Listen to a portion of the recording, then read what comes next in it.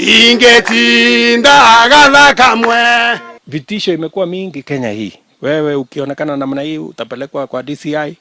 Wewe ukifanya hii utapelekwa kwa sijui EACC.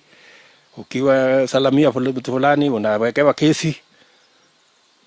So watu wengine wanaingiza uoga ndani huko. Na ndio niliwekwa na wakumbusha maneno ya Biblia iko Ufunuo 21 mstari wa 8 ambayo inasema waongo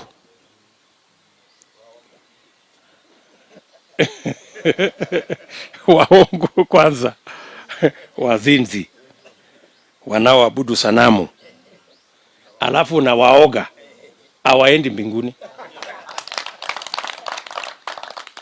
Sasa ukikubali kuwekwa uoga Kenya ya saa hii, utakosa ya dunia na utakosa ufalme wa mbinguni. So watu wajihadhari sana. Na nawashukuru sana viongozi hawa.